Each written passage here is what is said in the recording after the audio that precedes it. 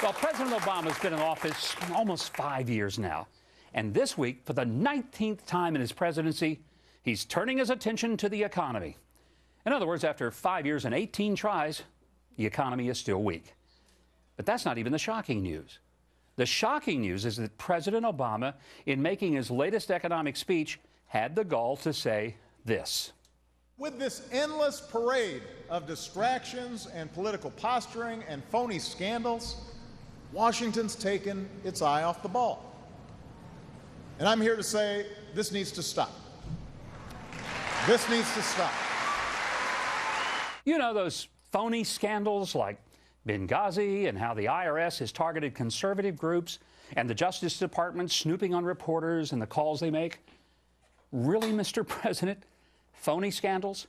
Well, here to discuss with me, Wright, founder of conservativeblackchick.com, and Emily Miller, who is the senior editor for the Washington Times and author of the book, Emily Gets Her Gun, but not in New York.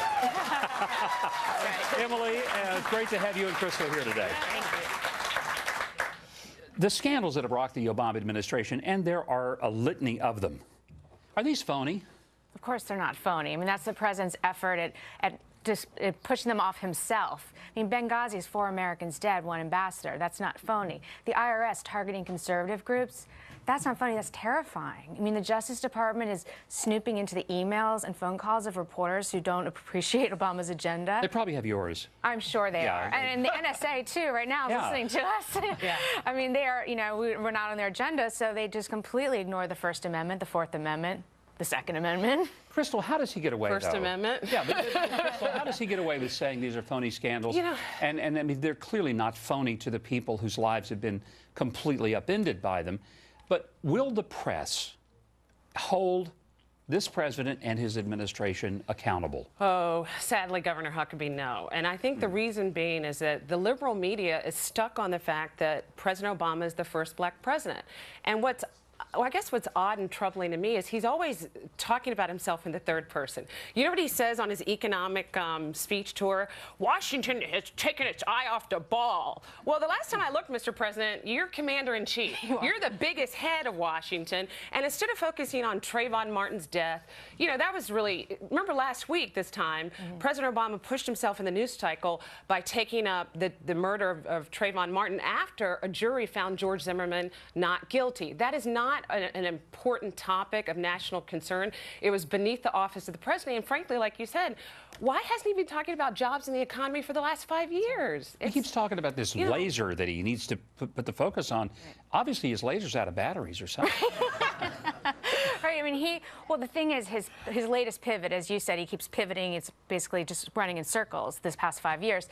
But his latest pivot is because his poll numbers are plummeting. Plummeting. He's lost 9 points since April. And it's all due to the phony scandals, as he calls them. You know, people have Obama fatigue at this point. They're tired of this. Every week it's something else. It's another abuse of power. And so his numbers are falling because he's not. So he's trying to save.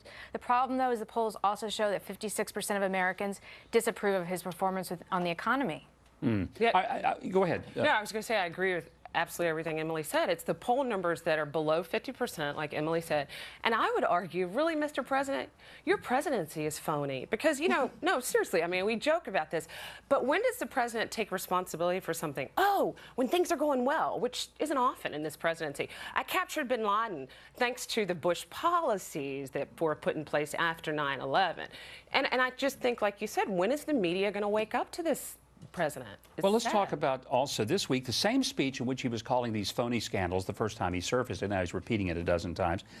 There were some college Republicans who had tickets to the event.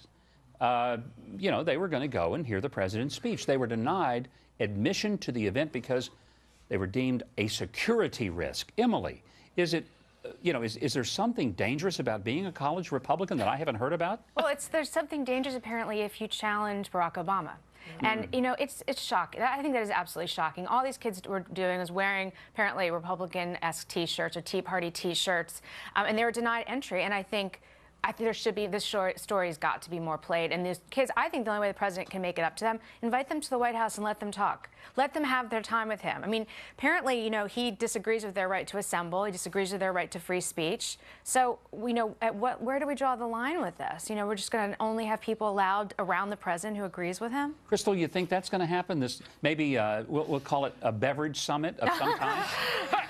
Yeah, we'll have soda pop and popcorn with the college Republicans. Well, doubtful. It's an idea. Yeah, I like Emily's idea, and if anyone from the White House is watching Fox. Exactly. Yeah. Emily and I are going to push the president to do this. But in all seriousness, as Emily pointed out before, this president flouts the First Amendment, the Second Amendment, the Fourth Amendment. I mean, he basically thinks the Constitution is there. Oh, it's inconvenient for me.